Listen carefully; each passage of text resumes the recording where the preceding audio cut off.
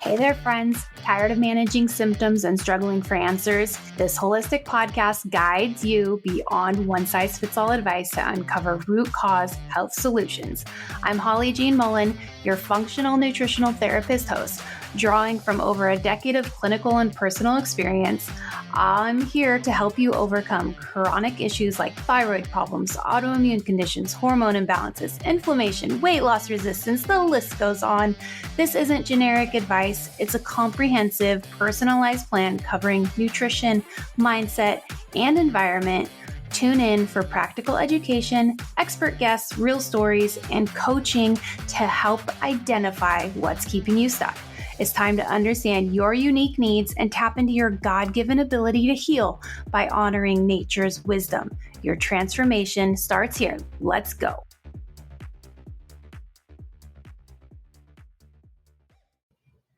Hello, friends. Welcome back to Real Health Transformations Podcast.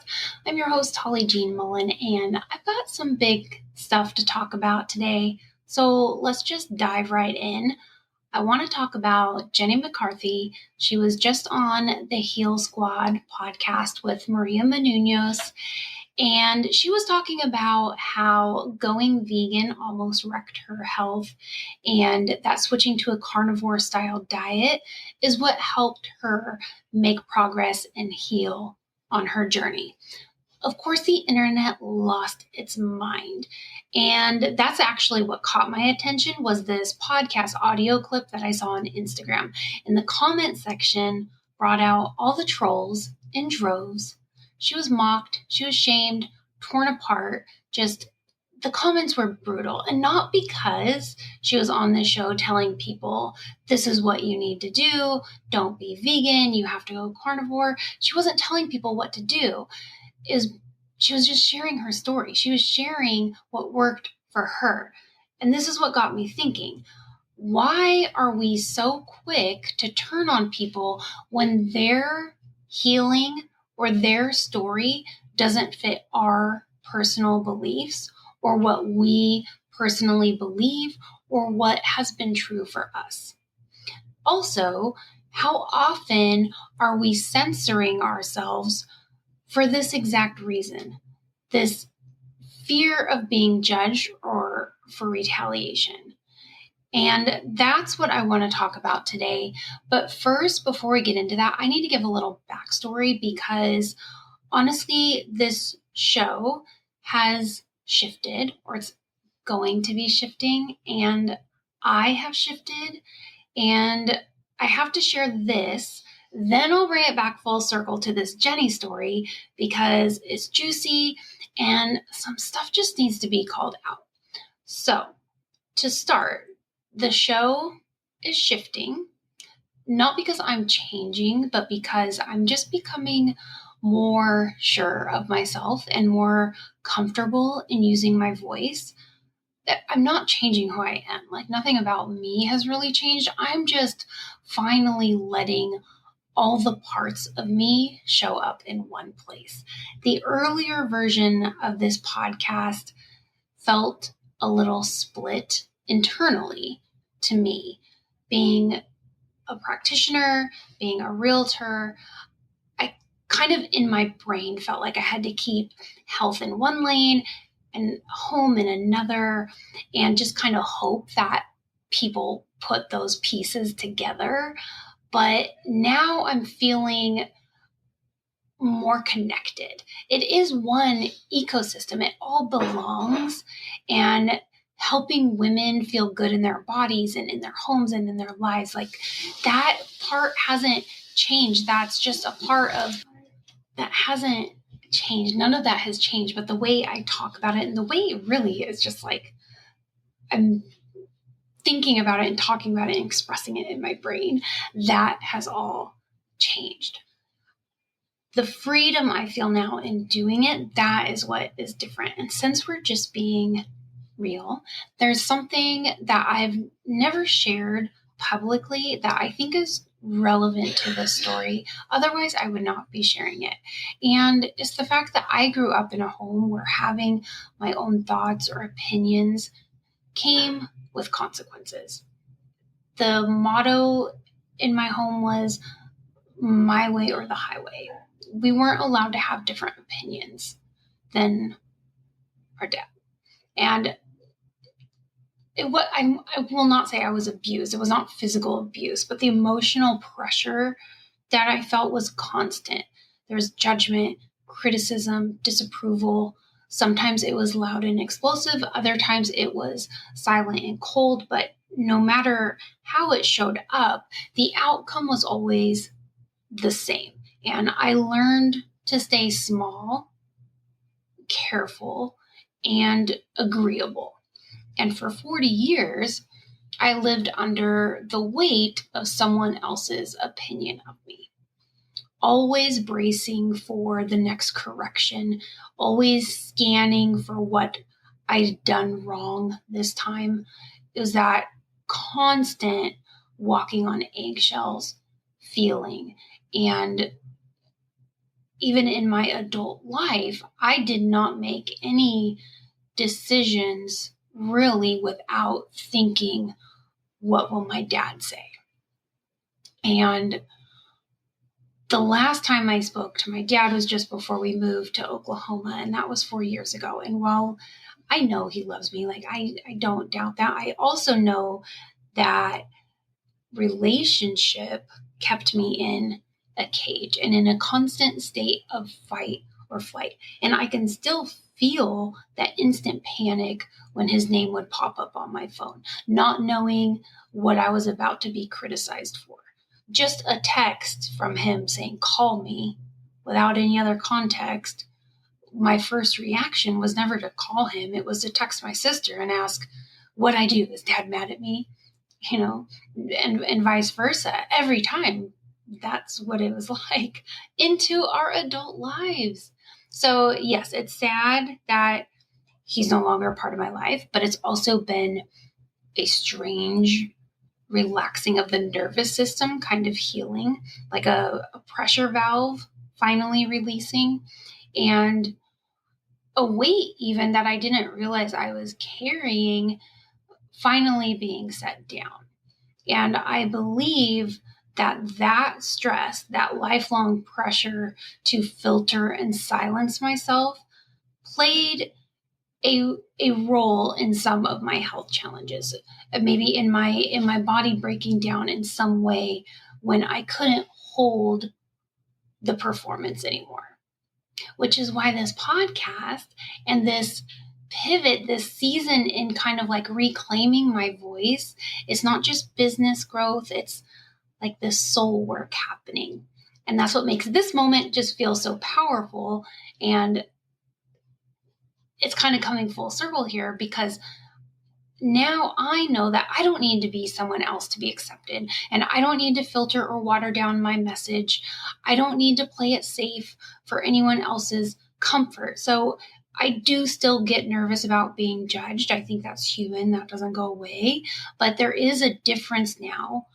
Like, I can honestly say I don't care what strangers on the internet think about me, because I know there's always going to be trolls, but that doesn't mean it doesn't affect me in some way, I don't think it's the same.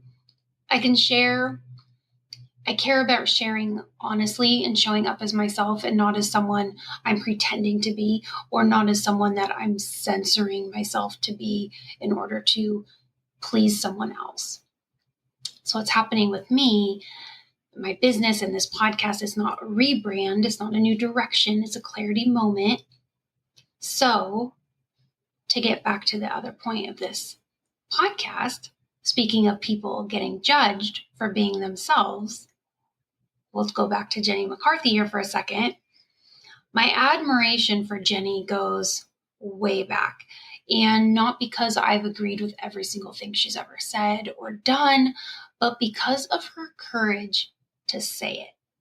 Years ago, when she spoke about her son's autism and the role she believed vaccines played, she was absolutely just shredded in the media. And she wasn't spouting conspiracy theories here. She was telling her story. She was telling her experience with her son, what she was learning, what she was doing that was working and helping, all things from her perspective. And as a mom, trying to make sense of what happened to her child. And the backlash she experienced was absolutely brutal. She was ridiculed, dismissed, labeled, shunned. She was canceled before cancel culture was even a thing. And now, years later, here we are. She's rebuilt her career. She goes on this top podcast recently. She shares about her health and how it tanked doing the vegan diet. And even though she was doing like all the things right, according to, say, popular wellness culture, her body just wasn't responding well to it. She said her hair was falling out, her body was breaking down, and she ultimately started feeling better when she switched to this carnivore style approach. She started eating red meat and eliminating other foods. She's even said in this interview that she doesn't think she'll do it forever, and she's not even saying that it's for everyone. She very clearly says, this is what's working for me right now in my body, and it might not be what works for someone else. She very clearly says that. But she was attacked again. And whether or not you personally resonate with that story isn't really the point. What struck me was the response.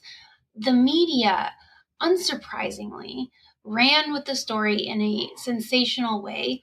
I saw a headline that said, Jenny McCarthy almost died from a vegan diet, and she says red meat saved her.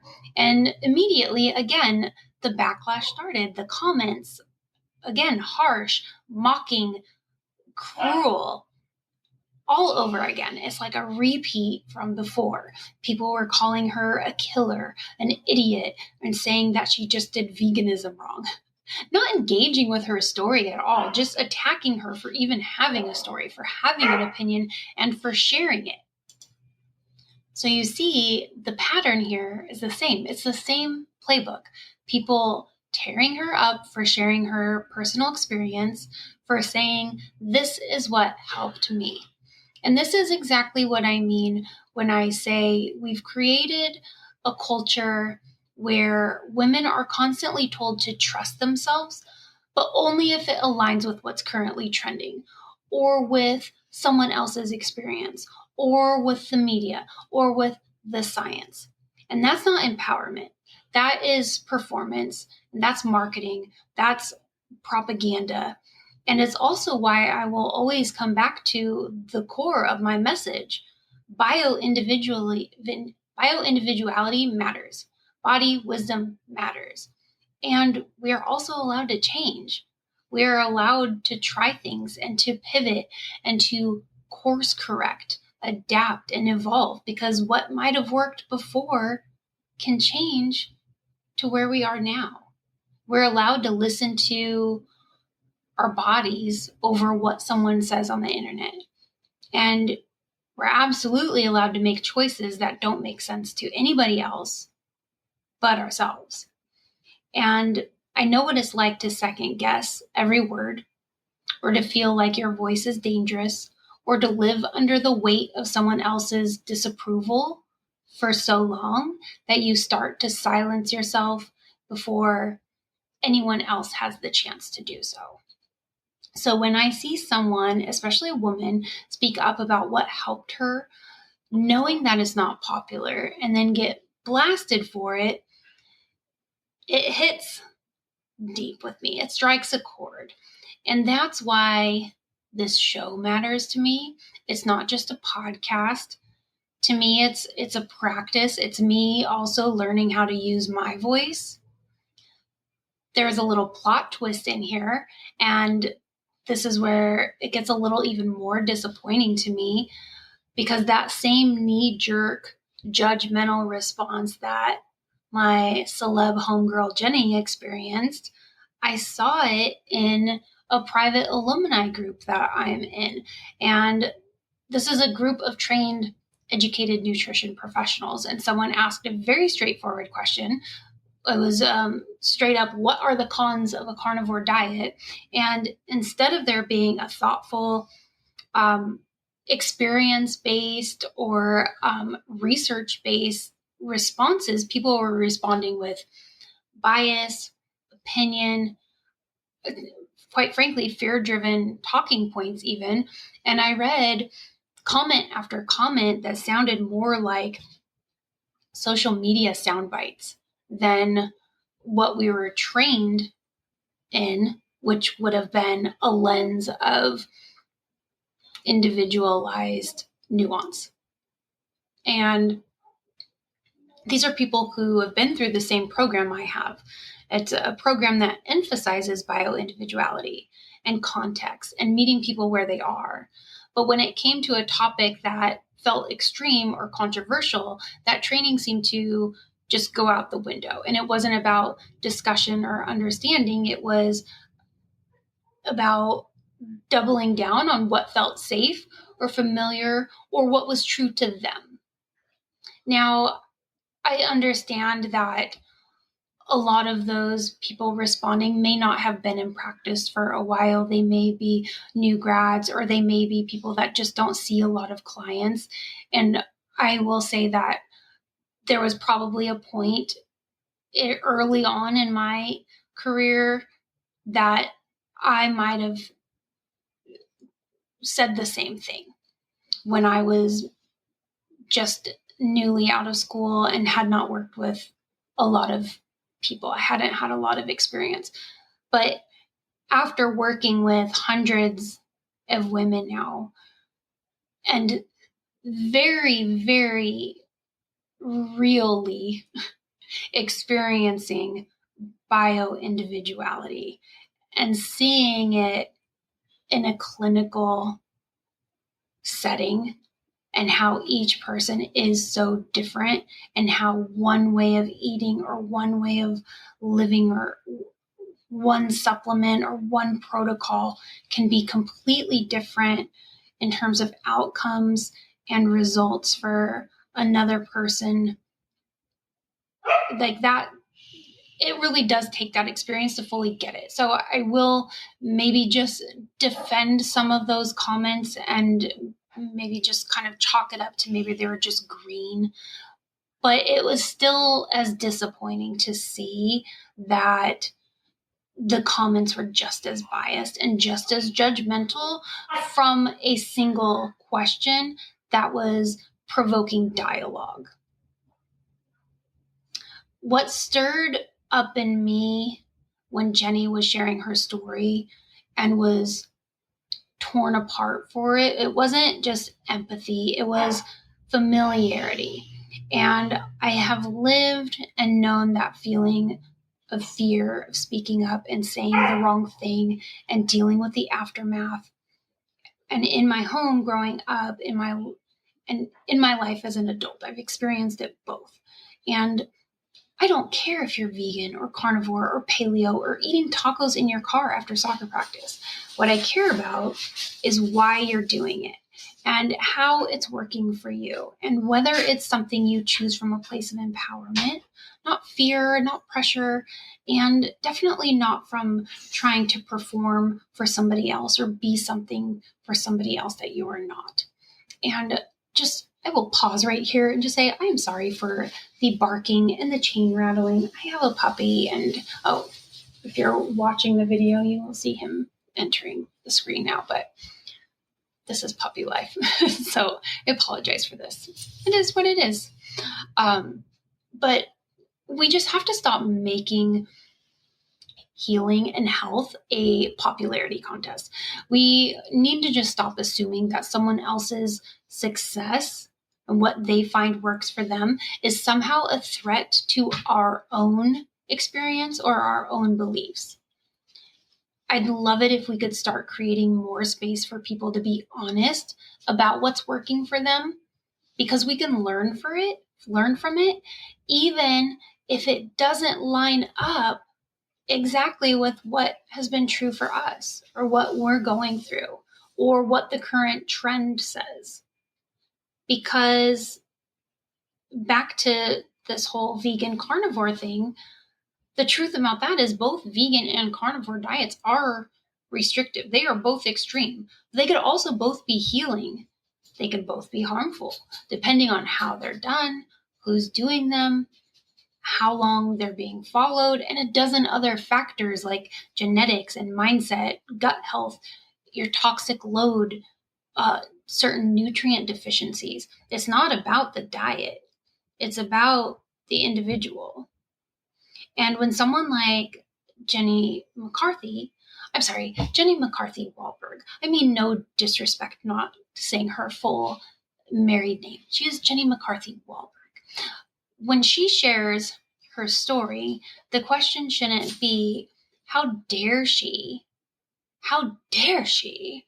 The question should be, what can we learn from this? What can I take away from this?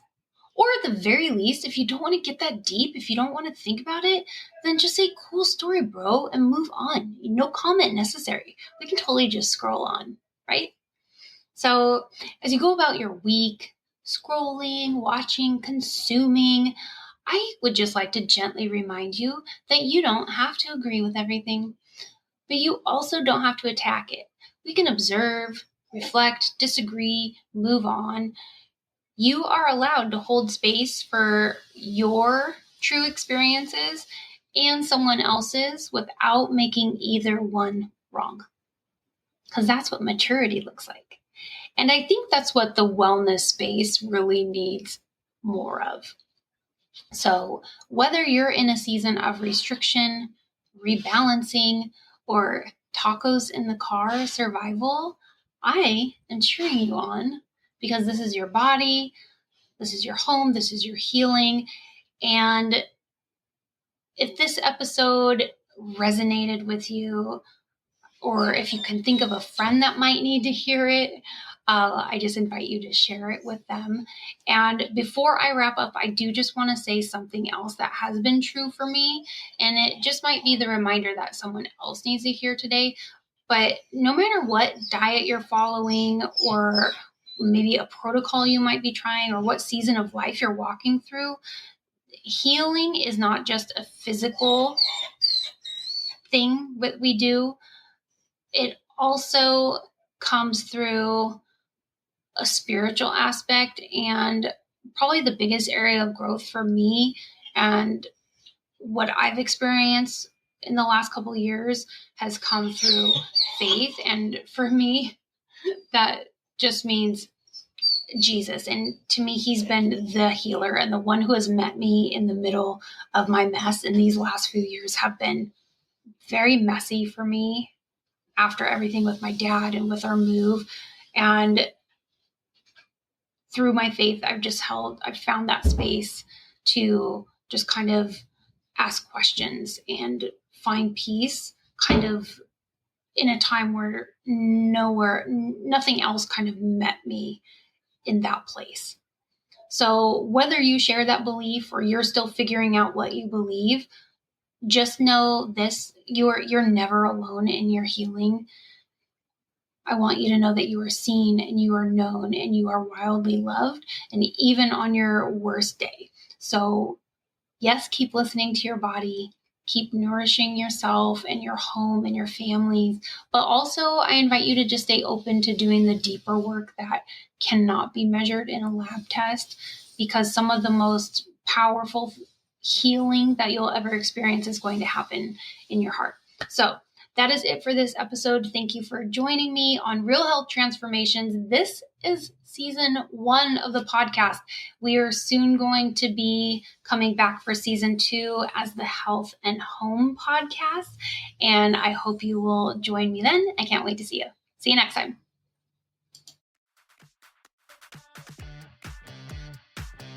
Thanks for listening to Real Health Transformations. I appreciate you joining me. If you found value in what we covered today, I'd be grateful if you could leave a review on your podcast platform of choice. It really helps spread the word and just helps me get the show out to more people and lets more people find us. And if you'd like to submit a question for me to answer on a coaching episode, or to apply to be a live guest on a coaching episode, check out the show notes on how to contact me for that. The show is for educational and entertainment purposes only and is not intended as medical advice. As always, please consult your trusted doctor or medical professional before making health and lifestyle changes. I'll catch you next time on Real Health Transformations.